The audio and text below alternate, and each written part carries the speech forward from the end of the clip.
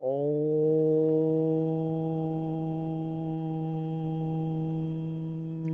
ह्रीं नमः।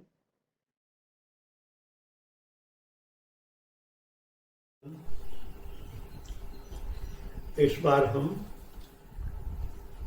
थोड़े और गहराई में बातें करेंगे। मुख्य बात मैं कहने जा रहा हूं, जब आप परमात्मा प्राप्ति में अग्रसर होते हो, तब मैंने पहले कहा, इसी तरह बॉडी का टेम्परेचर मेंटेन करना बहुत महत्व का है, इम्पोर्टेंट है। क्योंकि जैसे जैसे परमात्मा की ऊर्जा, परमात्मा का प्रेम, कॉस्मिक एनर्जी जब आप बॉडी के अंदर इंक्लूडिंग होती है, उनको झील पाना बहुत मुश्किल हो जाता है।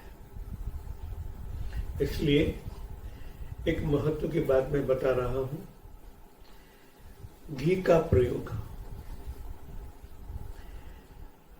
पूरी दुनिया मुंह से घी खाती है, कभी चावल में डालती है, कभी रोटी में लगा के खाती, कभी खिचड़ी में आप घी का प्रयोग करते। क्यों? घी एक एनर्जी पावर है, शक्ति प्रदान होती है। हमारी बॉडी को शक्ति की जरूरत होती है, ये घी से मिलती है। स्थूल शरीर को अग्रसर करना, शक्ति करने के लिए घी जरूरी है, मगर हम प्रयोग करते हैं मुंह से। जब मैं ये आध्यात्मिक की बात कर रहा हूं, एक नया प्रयोग है, बहुत इंपॉर्टेंट है, मेरा अनुभव से प्राप्त किया हुआ है। पहले बताया परमात्मा की एनर्जी पावर है, उनके साथ हमारी बॉडी का तालमेल बिठाने के लिए घी का प्रयोग मूलाधार चक्र से होना चाहिए। क्या होता है जब आप घी का प्रयोग मूलाधार चक्र यानी गुदाद्वार, जब वहां से घी का प्रयोग बिना सुई का इंजेक्शन हो, फ्रीजर में रखा हुआ घी हो, घी का प्रयोग जब मूलाधार चक्र में आप लेते हो, चढ़ाते हो,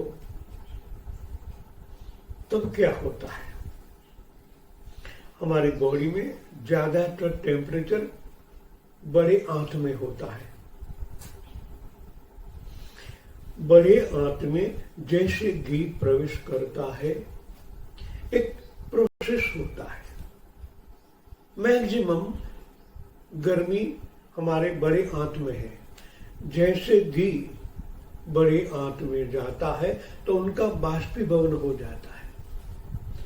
कच्चा घी कभी ऊपर नहीं जाता, आपकी बॉडी को नुकसान करे ऐसा नहीं होता। क्योंकि मैंने हजारों प्रयोग किए हैं हमारे शिष्यों पर, मैंने कई सालों से प्रयोग किया है।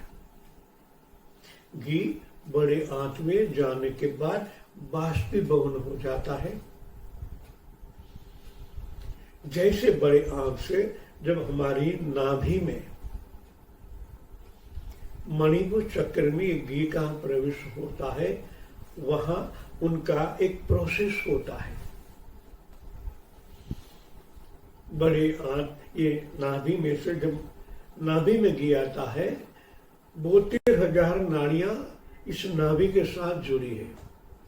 बड़े आंत से जैसे बाष्पीभवन हुआ एनर्जी, जिसको हम एक जैसे बर्फ की भाप हो जाती है, ऐसा ही घी एक प्रोसेस होके सूक्ष्मीकरण हो जाता है और बड़े आंत से लेके नाभि में प्रवेश करने के बाद 72,000 नाड़ियों में डिवाइड होता है। एक एनर्जी 72,000 नाड़ियों में फैलने लगती है। शरीर के एक एक कोश कोशिका में फैलने लगती है। 6 सहस्त्र चक्र वहां तक पहुंचता है। माइंड में एक एनर्जी पावर मिलती है, एक एनर्जी बढ़ जाती है। मगर घी के एनर्जी बढ़ने से माइंड की पावर शक्ति बढ़ जाती है, याद शक्ति बढ़ जाती है। मैंने तो प्रैक्टिकल प्रयोग किए हैं। कई रोगों इनसे मिट जाते हैं। आपकी इम्यूनिटी बढ़ जाती है। आपका ओरा आभा मंडल छोटा है, धीरे धीरे बढ़ने लगता है। बहुत इंपॉर्टेंट बात है। जब साक्षात्कार होता है, इससे पहले जब कुंडलिनी जागृत होती है, इतनी शक्ति है। जब एनर्जी पावर ऊपर चढ़ता है तो जितना मांस मज्जा सब खा जाती है एक कुंडलिनी। जब घी का प्रयोग करते हो तो जो ओरा आभा मंडल में ऊर्जा है सिमट कर वो स्वाहा कर लेती, आप बच जाते हो। आपका टेम्परेचर नॉर्मल ही रहता है। वरना कुंडलिनी एक शक्ति है। जब उनका उद्गमन होता है तो आप उनको झील नहीं पाते हो। घी का प्रयोग करने से आपका टेम्परेचर मेंटेन रहता है। आपकी रोग प्रतिकार शक्ति बहुत बढ़ती है। अभी तो कोरोना है, इनके अंदर ये बहुत इंपॉर्टेंट बात है। इतनी ऊर्जा बढ़ जाती है, इतनी आपकी इम्यूनिटी बढ़ जाती है। बहुत इस आध्यात्मिक जगत में आगे बढ़ने के लिए यही बात मुख्य है। जिस तरह रामकृष्ण परमहंस सिद्ध कक्षा के महापुरुष है, वो भी कादों में पड़े रहते थे। एक योगिनी ने उनको ये प्रयोग बताया था।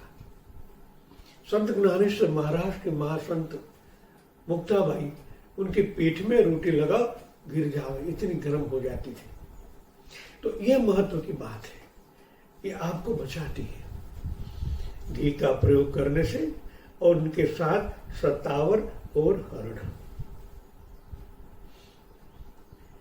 एक क्या प्रोसेस होता है मैं अगले हफ्ते बताऊंगा। जय सच्चिदानंद।